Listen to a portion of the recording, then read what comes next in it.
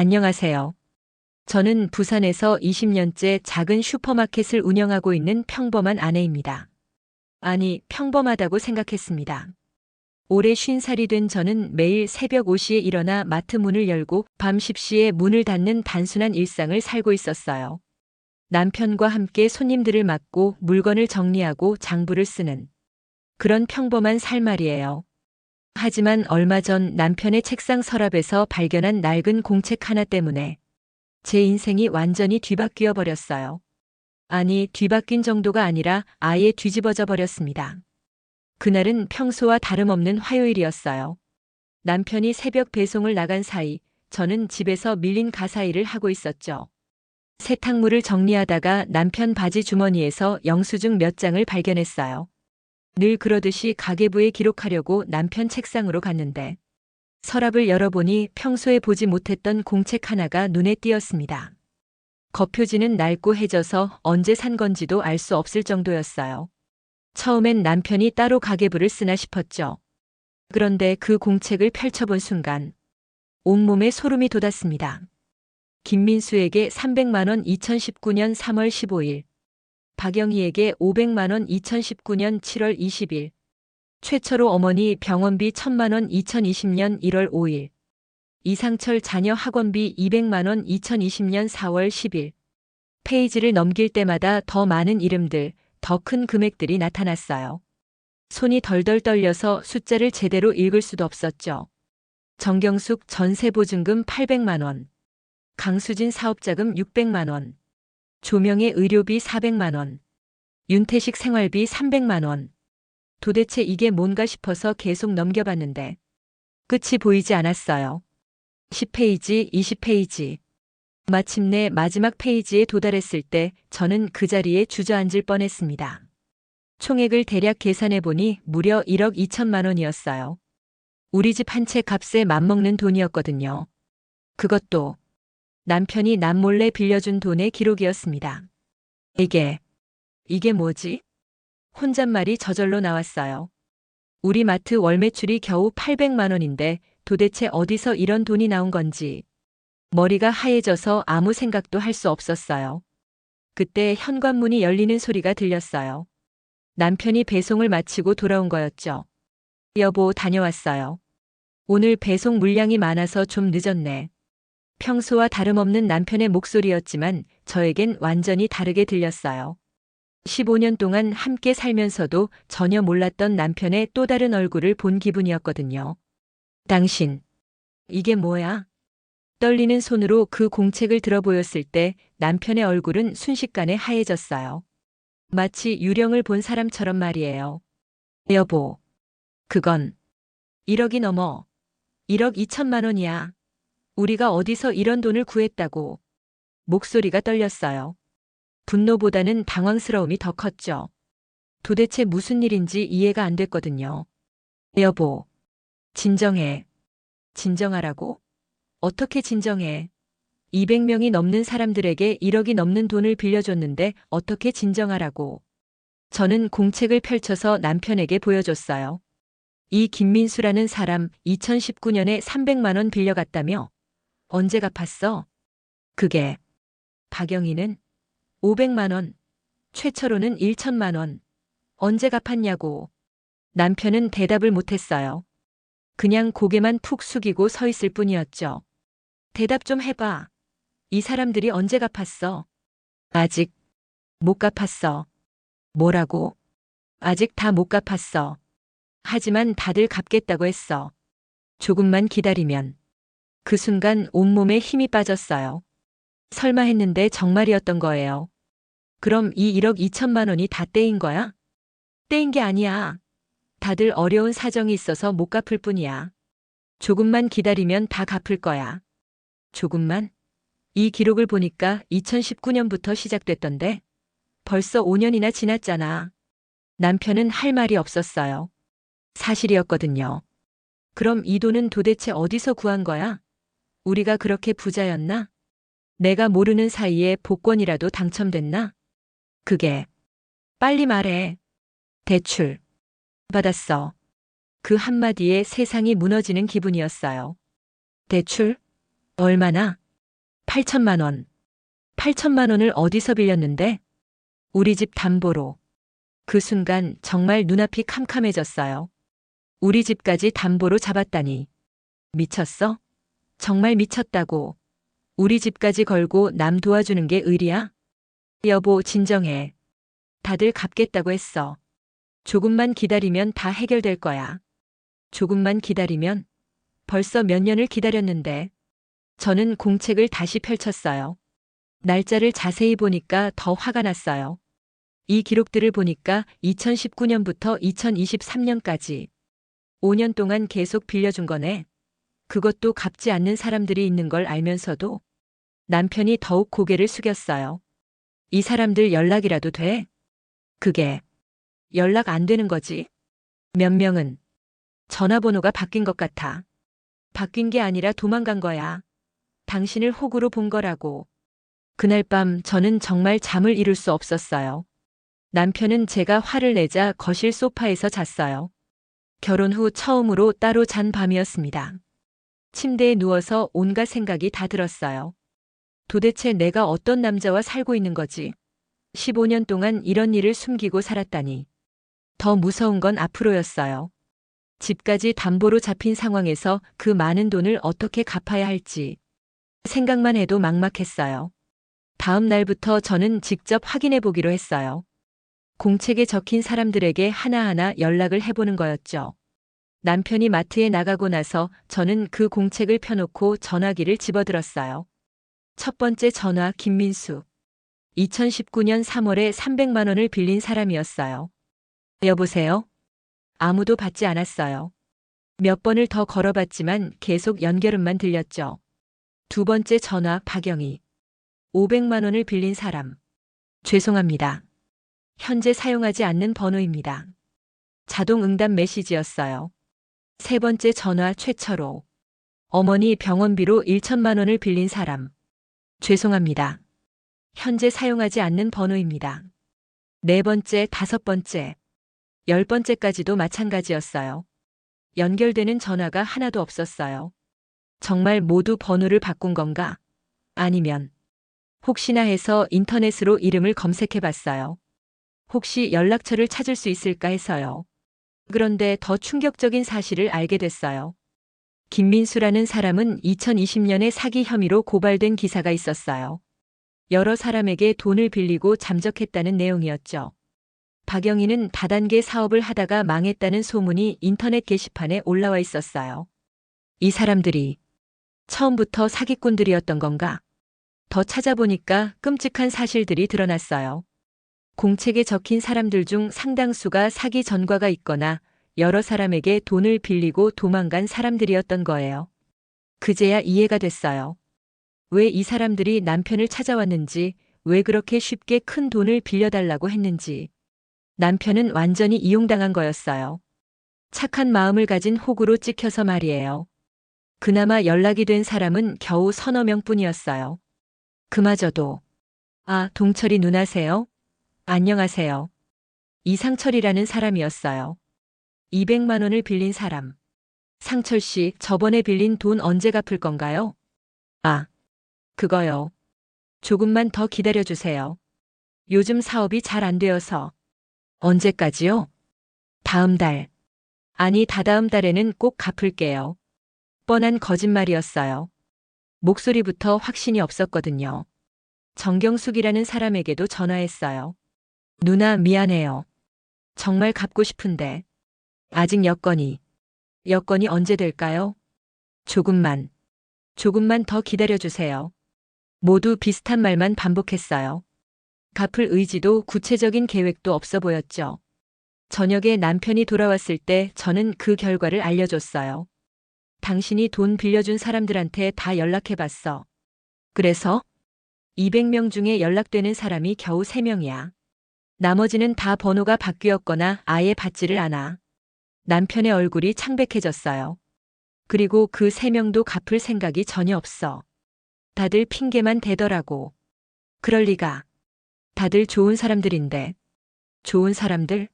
인터넷에서 찾아보니까 김민수는 사기꾼이고 박영희는 다단계로 망한 사람이야. 이게 좋은 사람들이야? 남편은 할 말이 없었어요. 현실을 부정하고 싶었겠지만 증거가 너무 명확했거든요. 그날 밤부터 우리 집은 정말 지옥이 됐어요. 하루가 멀다 하고 은행에서 연락이 왔거든요. 그 순간 저는 깨달았습니다. 15년 동안 함께 살았던 남편을 저는 전혀 모르고 있었다는 걸요. 이 이야기의 진짜 반전은 여기서부터 시작됩니다. 제 남편 동철 씨를 처음 만난 건 25년 전 대학가 근처 작은 음식점에서였어요. 그때 저는 20살 대학생이었고 남편은 22살이었죠. 첫인상부터 남달랐어요. 다른 남학생들과 달리 워낙 정이 많고 친구들을 위해서라면 뭐든 내어주는 사람이었거든요. 첫 만남부터 그 성격이 드러났어요. 우리가 소개팅으로 만났는데 식당에서 밥을 먹다가 옆 테이블에 앉아있던 할머니가 지갑을 잃어버려서 난감해하시는 걸 봤어요. 동철 씨는 망설임 없이 자신의 주머니에서 돈을 꺼내 할머니께 드렸죠. 할머니, 이걸로 집에 가세요. 걱정 마시고요.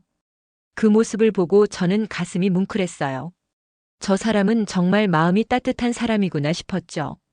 연애할 때도 그 성격은 변하지 않았어요. 오히려 더 심해졌다고 해야 할까요? 데이트 약속이 있는 날에도 친구가 급하다고 하면 저를 기다리게 하고 친구부터 챙기곤 했거든요. 미영아, 미안해. 민수가 갑자기 사고가 나서 병원에 있대. 응급실까지 데려다 줘야 할 것 같아. 조금만 기다려줄 수 있어? 미영아, 영수가 내일 취업 면접인데 정장이 없대. 우리 아버지 정장 좀 빌려주려고 하는데 잠깐 집에 들렀다가 갈게. 미영아, 철호 아버지가 갑자기 돌아가셔서 장례식장에 가봐야 할 것 같아. 같이 가기 싫으면 먼저 들어가 있어. 언제나 친구들의 일이 우선이었어요. 처음엔 서운하기도 했죠. 남자친구가 나보다 친구들을 더 챙긴다는 게 섭섭했거든요. 하지만 시간이 지날수록 그런 남편의 따뜻한 마음에 더욱 끌렸던 것도 사실이에요. 사람이 사람을 외면하면 안 되지 않냐. 내가 누군가를 도와주면 나중에 우리가 힘들 때도 분명 누군가 도와줄 거야. 세상은 그렇게 돌아가는 거 아닐까? 남편은 늘 이렇게 말했어요. 그 순수하고 착한 마음을 믿었기에 저는 그와 결혼하기로 결심했습니다. 부모님은 좀 걱정하셨어요. 미영아, 그 남자 너무 착한 거 아니야? 세상에 나쁜 사람들이 얼마나 많은데 그렇게 순진하게 살면 나중에 고생할 텐데. 어머니의 걱정이 이해는 됐지만 저는 동철 씨의 그런 모습이 좋았어요. 요즘 같은 세상에 저렇게 따뜻한 마음을 가진 사람이 얼마나 될까 싶었거든요. 결혼 초기에도 남편의 의리는 계속됐어요. 아니, 오히려 결혼 후에 더 심해졌다고 해야 할까요? 월급날이면 어김없이 누군가에게 돈을 빌려주곤 했죠. 신혼 때라 그런지 저도 남편 편을 많이 들어줬어요. 여보, 상철이가 애 분유값이 없다고 해. 갓난아기가 굶으면 안 되잖아. 이번 달만 좀 빌려주자. 그래, 아기가 우선이지. 얼마나 필요한데? 50만 원이면 될 것 같아. 우리 적금에서 빼서 줘. 처음엔 그 정도였어요. 50만 원, 30만 원. 그런 금액들이었죠. 그런데 점점 금액이 커지기 시작했어요. 여보, 경숙이네 전세 보증금이 부족하대. 애들 때문에 이사를 해야 하는데 돈이 300만 원 부족하다고 해. 우리 적금 좀 깨서 도와주면 안 될까? 300만 원? 좀 큰데. 여보, 경숙이 우리 결혼식 때도 축의금 많이 냈잖아. 그때 정을 생각해서. 그렇게 남편을 설득당했죠. 하지만 그때만 해도 남편이 항상 확신에 차 있었어요. 다들 좋은 친구들이야. 어려울 때 도와주면 금방 갚을 거야. 세상에 그렇게 나쁜 사람들만 있는 건 아니잖아. 처음 몇 번은 정말 갚았어요. 빌려간 사람들이 약속한 날짜에 맞춰서 돈을 가져왔죠. 그럴 때마다 남편은 저에게 자랑스럽게 말했어요. 봤지? 내가 뭐라고 했어? 좋은 사람들이라고 했잖아. 하지만 시간이 지나면서 분위기가 달라졌어요. 빌려간 사람들은 처음엔 정말 고맙다고 연락하다가 갚을 시간이 되면 연락이 뜸해졌어요. 핑계도 점점 많아졌고요. 동철아, 미안해. 이번 달에 갚으려고 했는데 애가 갑자기 아파서 병원비가 많이 나왔어. 다음 달에는 꼭 갚을게. 형, 죄송합니다. 회사 사정이 안 좋아져서 월급이 늦어지고 있어요. 조금만 더 기다려주세요. 그런 말들을 몇 번 들으면서도 남편은 이해한다며 기다려줬어요. 하지만 다음 달이 되어도 그 다음 달이 되어도 돈은 돌아오지 않았죠. 여보, 민수한테 연락해봤어? 응, 근데 계속 전화를 안 받네. 아마 바쁜가 봐. 상철이는? 저번에 다음 달에 꼭 갚는다고 했잖아. 그것도 번호가 바뀐 것 같아. 전화해보니까 현재 사용하지 않는 번호라고 나와. 그럼에도 남편은 포기하지 않았어요. 오히려 더 많은 사람들을 도왔죠. 마치 한 사람이 배신해도 다른 사람은 다를 거라고 믿는 것처럼 말이에요. 아니면 자신의 판단이 틀렸다는 걸 인정하고 싶지 않았던 걸까요? 그렇게 15년이 흘렀습니다. 미안하다고. 미안하다는 말로 끝날 일이야? 저는 화가 치밀어 올랐어요. 15년 동안 남편을 믿고 살았는데 그 믿음이 한순간에 무너지는 기분이었어요. 안녕하세요, 은행입니다. 김동철 고객님 댁이죠? 네. 대출 연체료가 계속 누적되고 있습니다. 현재 연체료만 200만 원이 넘었는데 빠른 시일 내에 상환해 주시기 바랍니다. 이런 전화가 하루에 서너 번씩 왔어요. 은행뿐만 아니라 제2금융권 캐피탈에서도 연락이 왔죠. 그제야 알았어요. 남편이 집 담보 대출 8천만 원뿐만 아니라 다른 곳에서도 돈을 빌렸다는 걸요. 당신 또 다른 데서도 돈 빌렸어? 여보, 숨기지 말고 다 말해. 빚이 총 얼마야? 1억 3천만 원. 뭐라고? 집 담보 8천만 원, 신용대출 3천만 원, 마이너스 통장 2천만 원. 더 이상 들을 수가 없었어요. 빌려준 돈 1억 2천만 원의 빚까지 1억 3천만 원이면 총 2억 5천만 원이었거든요. 미쳤어. 정말 미쳤다고. 남편은 그때부터 미친 듯이 일하기 시작했어요. 마트 일을 마치면 바로 대리운전을 하러 나갔어요. 대리운전이 끝나면 새벽 3시에 집에 와서 한두 시간 자고 또 새벽 택배 일을 하러 나갔죠. 하루에 3, 4시간밖에 못 자는 생활이었어요. 보기만 해도 안쓰러웠지만 그래도 화가 풀리지 않았어요. 여보, 나 오늘 대리운전으로 15만 원 벌었어. 이런 식으로 하면 1년에 3천만 원은 벌 수 있을 것 같아. 1년에 3천만 원? 그럼 빚을 다 갚는데 몇 년이 걸린다고 생각해? 4, 5년이면. 그동안 이자는? 매달 대출 이자만 400만 원이 넘는다고. 남편은 계산을 못하고 있었어요. 아무리 열심히 일해도 이자조차 감당하기 힘들다는 걸 말이에요. 그러던 어느 날 남편이 쓰러졌어요. 과로로 인한 탈진이었죠. 응급실에 실려간 남편을 보면서 저는 정말 절망했어요. 의사 선생님, 남편이 어떤가요? 극심한 피로와 스트레스로 인한 탈진입니다. 며칠 푹 쉬시면 괜찮을 거예요. 하지만 이런 식으로 무리하시면 큰 병이 올 수 있습니다. 병상에 누워있는 남편을 보니까 정말 처량했어요. 불과 몇 달 전까지만 해도 건강했던 남편이 이렇게 초췌해져 있는 모습을 보니 여보, 우리 집 팔아야 할 것 같아. 의식을 되찾은 남편이 첫마디로 한 말이었어요. 집을 팔아? 다른 방법이 없어. 이렇게 가다간 경매로 넘어갈 수도 있어. 그럼 더 손해야. 20년 동안 피땀 흘려 마련한 우리 집을 남 때문에 팔아야 한다고. 미안해. 정말 미안해. 그날 밤 저는 정말 많은 생각을 했어요. 이혼까지도 고려했죠. 이런 남편과 계속 살아야 하나 싶었거든요. 혼자 살면서 마트라도 정리해서 빚을 조금이라도 줄여야 하나? 아니면 남편을 버리고 새 출발을 해야 하나? 하지만 쉽지 않았어요. 15년 동안 함께 살았는데 하룻밤 사이에 모든 걸 정리할 수는 없었거든요. 혹시 김동철 씨 부인이세요? 처음 듣는 여성의 목소리였어요. 네, 그런데요. 저는 동철 씨한테 도움을 받은 사람인데요. 한번 만나서 이야기할 수 있을까요? 뭔가 심상치 않은 느낌이 들었어요. 공책에도 없는 이름 같았고 목소리도 진지했거든요. 무슨 일이세요? 전화로는 직접 만나서 말씀드리고 싶어요. 정말 중요한 이야기예요. 중요한 이야기라고 하시면 동철 씨가 저희를 도와주신 이야기예요. 사모님이 꼭 들어야 할 이야기라고 생각해요. 왠지 모르게 이 전화가 뭔가 다르다는 느낌이 들었어요. 지금까지 남편을 속이고 돈만 뜯어간 사람들과는 다른 진정성이 느껴졌거든요. 어디서 만날까요? 서면 카페 아시죠? 그곳에서 오후 2시에 뵐 수 있을까요? 알겠습니다. 전화를 끊고 나서도 마음이 무거웠어요. 혹시 또 남편이 숨긴 일이 있는 건 아닌지, 아니면 정말로 좋은 소식일지. 그렇게 저는 또 다른 진실과 마주하게 될 운명의 만남을 앞두게 되었습니다. 그런데 그때는 몰랐어요. 그 만남이 제 인생을 완전히 바꿔놓을 거라는 걸, 그리고 남편에 대한 제 생각을 180도 뒤바꿀 거라는 걸요. 약속 장소는 조용한 카페였어요. 저는 일찍 도착해서 초조하게 기다리고 있었죠. 도대체 누가 왜 저를 부른 건지. 혹시 동철 씨 부인이세요? 뒤돌아보니 30대 후반쯤 되어 보이는 여성이 서 있었어요. 얼굴이 많이 상해 보였고 눈가에는 깊은 주름이 패여 있었어요. 네, 맞습니다. 그런데 당신은?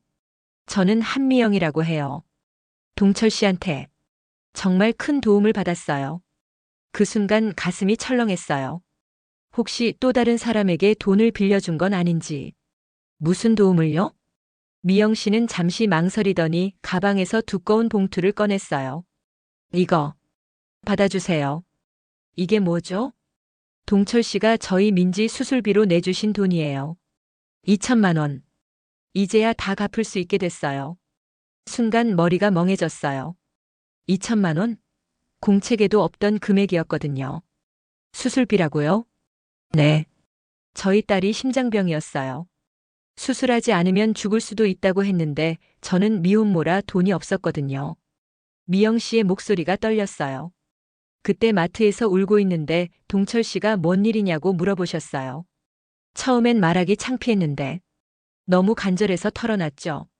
그래서 다음 날 병원비를 다 내주셨어요.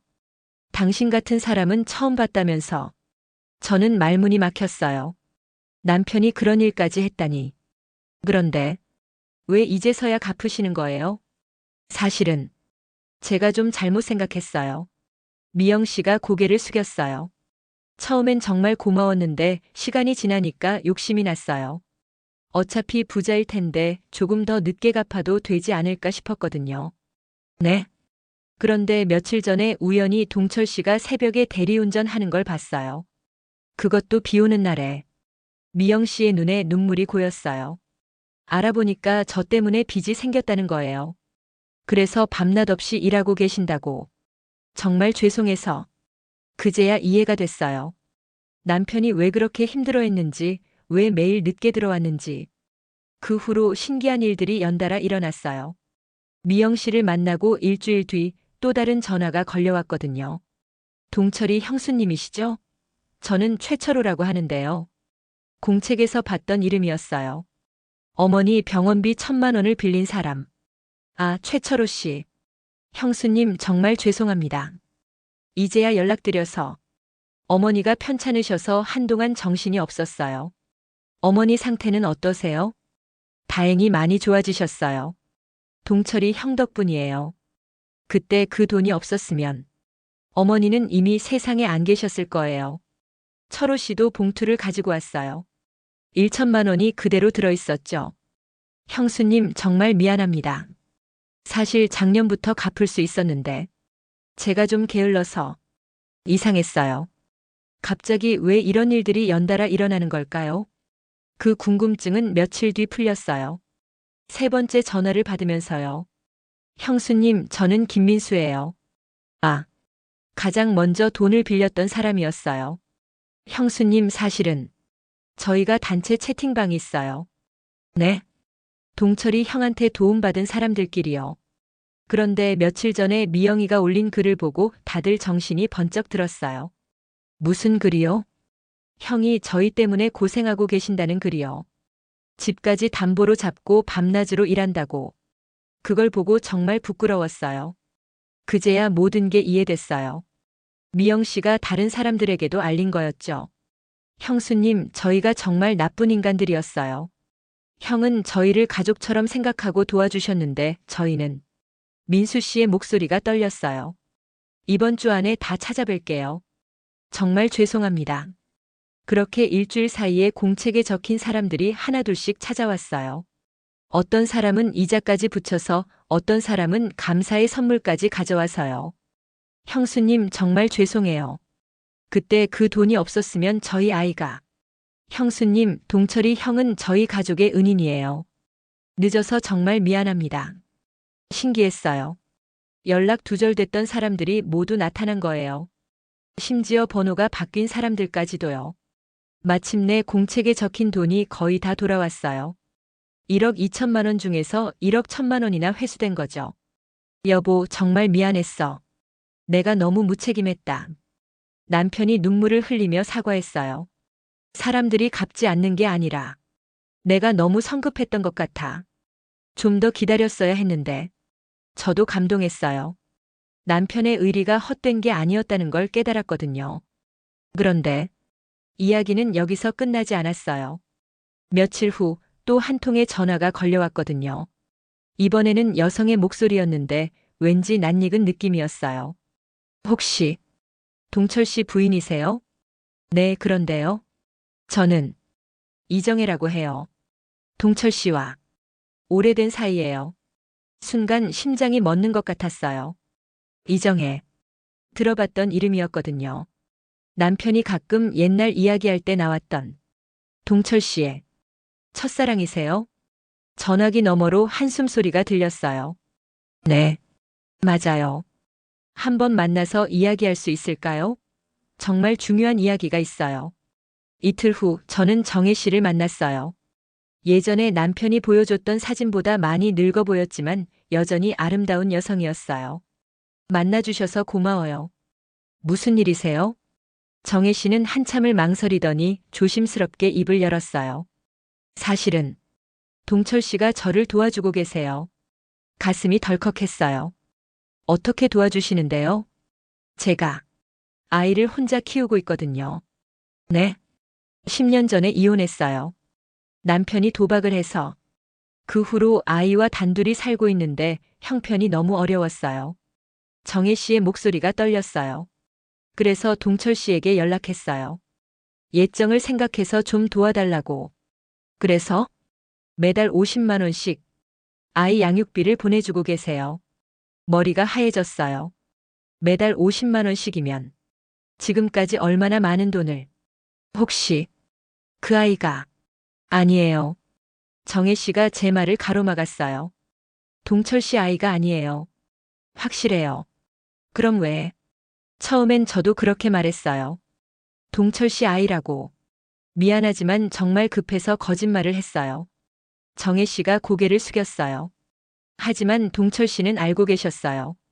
그런데도 도와주셨어요. 왜요? 아이가 죄가 없다고. 설사 제가 거짓말을 했더라도 아이는 잘못이 없다고 하시면서 그 순간 남편의 진짜 모습이 보였어요. 단순히 의리만 지키는 사람이 아니라 정말로 선한 마음을 가진 사람이었던 거예요. 그런데 왜 지금 이 이야기를? 미안해서요. 요즘 동철 씨가 너무 힘들어 하신다는 소문을 들었어요. 저 때문에 부부싸움도 하시고. 정혜 씨가 눈물을 흘렸어요. 더 이상 도움을 받을 수 없을 것 같아요. 제가 취직했거든요. 이제 혼자 힘으로도 아이를 키울 수 있어요. 집에 돌아와서 남편과 마주 앉았어요. 이번엔 제가 먼저 말을 꺼냈어요. 정혜 씨 만났어. 남편의 얼굴이 창백해졌어요. 여보, 다 들었어. 매달 50만 원씩 보낸 것도 그 아이가 당신 아이가 아니라는 것도. 미안하다. 정말 미안해. 왜 말 안 했어? 어떻게 말해? 첫사랑한테 돈 보낸다고 어떻게 말하냐고. 남편이 무릎을 꿇었어요. 하지만 정말로 그 아이를 도와주고 싶었어. 아이한테는 죄가 없잖아.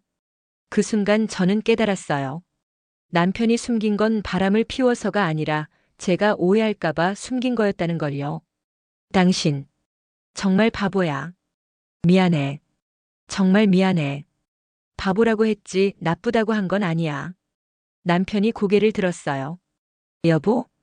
그렇게 선한 마음을 가진 당신이 미워할 수가 없네. 그 후로 우리 삶은 완전히 바뀌었어요. 빌려줬던 돈이 거의 다 돌아와서 집도 지킬 수 있었고 남편도 더 이상 밤늦게 일하지 않아도 됐어요. 하지만 더 큰 변화는 따로 있었어요. 남편이 도와줬던 사람들이 정기적으로 안부를 묻기 시작한 거예요. 형님, 안녕하세요. 저희 아이가 대학에 합격했어요. 형수님, 어머니가 완전히 회복하셔서 퇴원하셨어요. 형님, 사업이 잘 되어서 이번 달부터 정식으로 월급을 드릴 수 있을 것 같아요. 신기한 일들이 계속 일어났어요.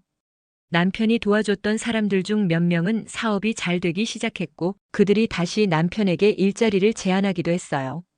형님, 저희 회사에서 관리 업무 좀 도와주시면 안 될까요? 형님, 제가 새로 연 식당에서 같이 일하시죠. 남편의 의리가 돌고 돌아서 우리 가족에게 돌아온 거였어요.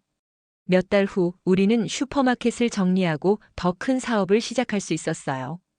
남편이 도와줬던 사람들이 투자자가 되어준 거였죠. 형님, 저희가 형님한테 받은 게 얼마나 많은데요. 이 정도야 당연하죠. 정혜 씨도 가끔 안부 연락을 해와요. 아이가 잘 자라고 있다고, 남편 덕분에 힘든 시기를 잘 넘겼다고요. 정말 고마웠어요. 동철 씨 같은 분이 있어서 우리가 살 수 있었어요. 지금 생각해보면 남편의 의리는 잘못된 게 아니었어요. 다만 방법이 서툴렀을 뿐이죠. 저에게 말하지 않고 혼자 결정한 것, 그것만이 잘못이었어요. 이제 남편은 뭔가를 결정할 때 저에게 먼저 상의해요. 여보, 철호가 새 사업을 시작한다는데 우리도 투자해볼까? 얼마나? 1,000만 원 정도? 좋아. 하지만 이번엔 계약서를 써. 그럼 당연하지. 남편이 웃었어요. 예전과는 다른 더 성숙한 미소였어요. 살다 보면 사랑하는 사람 때문에 힘들 때가 있어요. 특히 그 사람의 장점이 때로는 단점이 되기도 하죠. 남편의 의리가 그랬어요. 하지만 그 힘든 시간을 견뎌내면 언젠가는 그 장점이 정말로 빛을 발하는 순간이 와요. 우리가 그랬던 것처럼요.